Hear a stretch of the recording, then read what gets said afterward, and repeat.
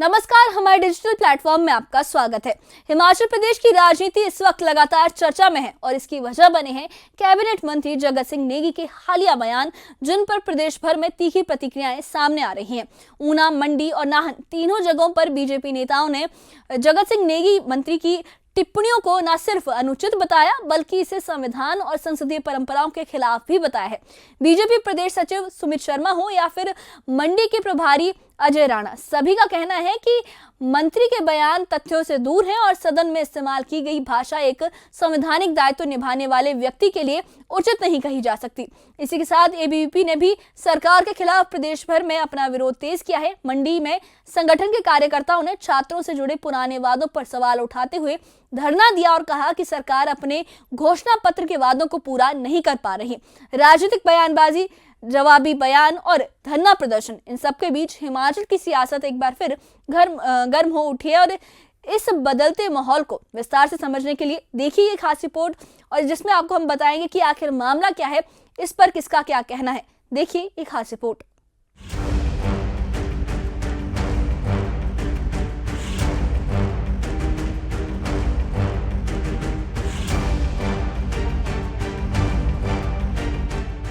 ऊना में बीजेपी प्रदेश सचिव सुमित शर्मा ने सीधे कैबिनेट मंत्री जगत सिंह नेगी पर निशाना साधा। उन्होंने कहा कि डिजास्टर मंत्री ही प्रदेश के लिए सबसे बड़ा डिजास्टर साबित हो रहे हैं। सुमित ने ये आरोप लगाया कि नेगी ने विधानसभा में संविधान और इतिहास पर तथ्यहीन बयान दिए और सदन की गरिमा को नुकसान पहुंचाया।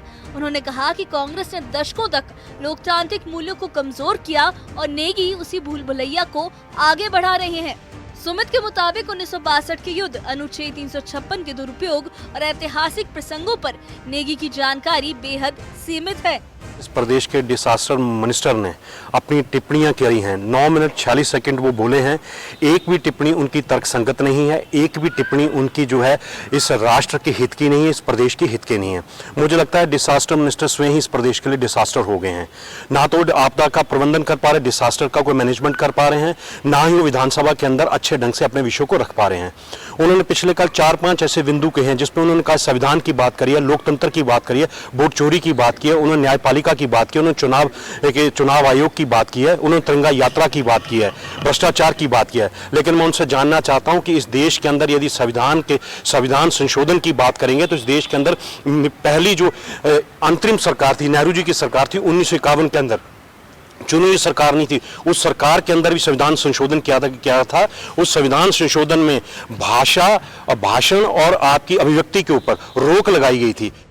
मंडी में बीजेपी प्रवक्ता और किन्नौर प्रभारी अजय राणा ने भी मंत्री नेगी के बयानों पर कड़ा प्रहार किया। उन्होंने कहा कि मंत्री की भाषा एक संवैधानिक पद के अनुरूप नहीं है और वो गली मोहल्लों के छिछोरों जैसी भाषा का इस्तेमाल कर रहे हैं। अजय राणा ने ये भी कहा कि अगर मंत्री एक दिन आरएसएस की शाखा में जाएं तो उनकी सोच की सारी गंदगी निकल जाएगी।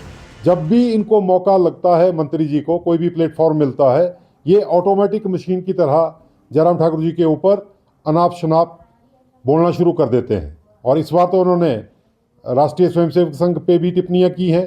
मेरा ये मानना है कि शाखा में अगर ये मंत्री महोदय एक दिन भी जाएं तो इनकी जो कपोल कल्पनाएं हैं और जो गंदगी इनके दिमाग में है वो सारी एक दिन में ही बाहर हो जाएगी। मेरा ऐसा यकीन है वो बाहर निकलने में मदद करेगी।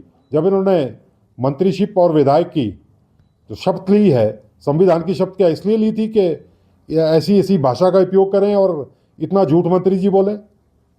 मुझे लगता है कि मंत्री जी की भाषा ये मंत्री लायक नहीं है। नाहन में बीजेपी प्रवक्ता बलदेव तोमर ने कहा कि मंत्री जगत सिंह नेगी विधानसभा को अपनी जनसभा का मंच समझ बैठे हैं। तोमर ने कहा कि सदन जैसे संवैधानिक मंच पर उत्तेजक और राजनीतिक भाषा इस्तेमाल करना दुर्भाग्यपूर्ण है। उन्होंने ये आरोप लगाया कि नेगी द्वारा आरएसएस पर सवाल उठाना कांग्रेस की वैचारिक हताशा और मानसिक कुंठा को दिखाता है।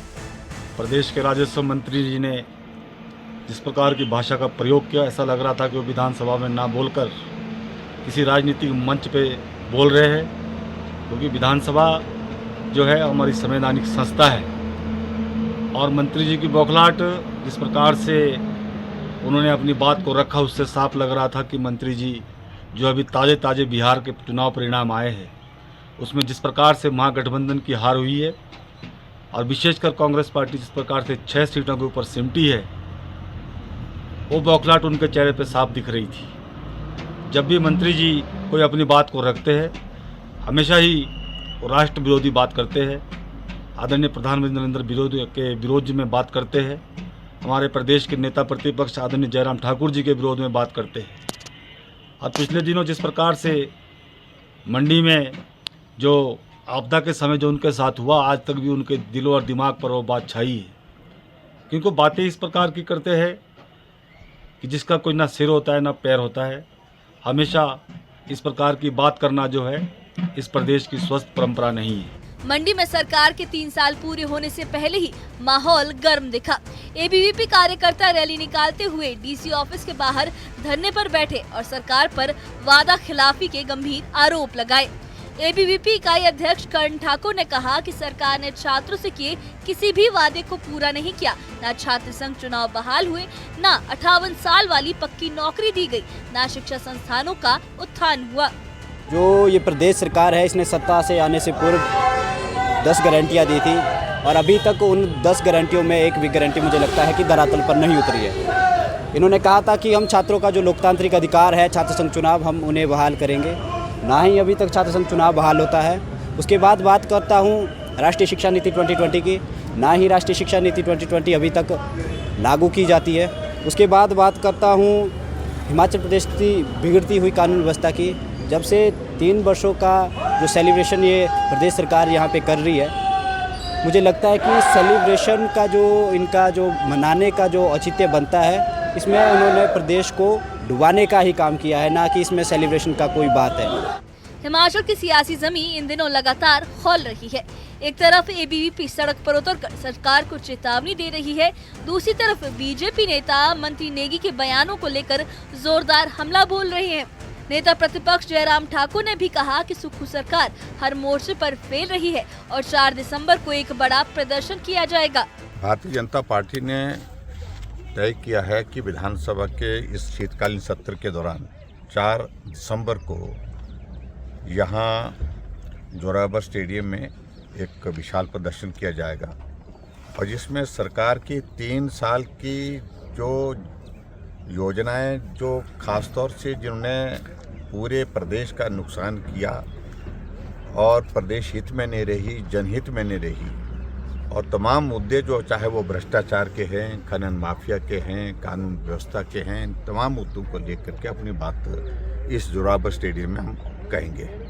और मैं देख रहा हूँ कि बहुत उत्साह के साथ भारतीय जनता पार्टी के हमारे बहुत सारे लोग बहुत बड़ी संख्या में उस दिन इस कार्यक्रम में यहाँ पर आ रहे हैं और इस कार्यक्रम के माध्यम से हमारी एक तरह से कह सकता हूँ कि 3 साल का कार्यकाल जो कांग्रेस पार्टी का हिमाचल प्रदेश में रहा है, उस सरकार को उखाड़ फेंकने का जो है संकल्प यहीं से लिया जाए।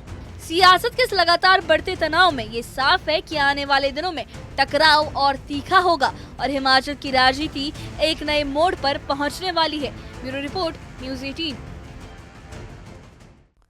तो हिमाचल में मंत्री जगत सिंह नेगी के बयानों को लेकर शुरू हुआ राजनीतिक विवाद अब कई जिलों तक फैल चुका है और बीजेपी और एबीवीपी दोनों ही अलग अलग मुद्दों पर सरकार को घेरने में जुटे हुए हैं। बीजेपी नेताओं ने इसे सरकार की नीति और भाषा दोनों की गंभीर कमजोरी बताया, जबकि एबीवीपी ने छात्रों से जुड़े मुद्दों पर सरकार की निष्क्रियता को लेकर अपनी बात रखी। नेता प्रतिपक्ष जयराम ठाकुर ने भी सरकार पर मोर्चा खोलते हुए कहा कि आने वाले दिनों में प्रदेश स्तर पर बड़े कार्यक्रम किए जाएंगे, जहां जनता और पार्टी कार्यकर्ताओं की राय को सामने लाया जाएगा और वो इस सरकार को उखाड़ फेंकने का काम करेंगे। अब ये देखना अहम होगा कि बढ़ते राजनीतिक दबाव और लगातार सामने आ रहे विरोध प्रदर्शनों के बीच सरकार की ओर से क्या प्रतिक्रिया दी जाती है और क्या मंत्री नेगी की टिप्पणियों पर सरकार कोई सफाई या स्पष्टीकरण देती है या नहीं। फिलहाल प्रदेश की राजनीतिक फिजा में तनाव साफ महसूस किया जा सकता है और संकेत ये है कि आने वाले दिनों में भी ये बहस और गहरी हो सकती है। तो जो बीजेपी है वो लगातार कांग्रेस पर हमलावर है, लेकिन इस पर कांग्रेस की क्या प्रतिक्रिया आती है या फिर इस मुद्दे पर क्या एक्शन लिया जाता है, ये देखना बाकी होगा। लेकिन इस बारे में आपकी क्या राय है, हमें कमेंट बॉक्स में अपनी राय जरूर बताइए और इससे जुड़े अपडेट्स के लिए और ऐसी ही खबरों के लिए हमारे चैनल के साथ बने रहिए। हमारे चैनल को सब्सक्राइब करिए। शुक्रिया।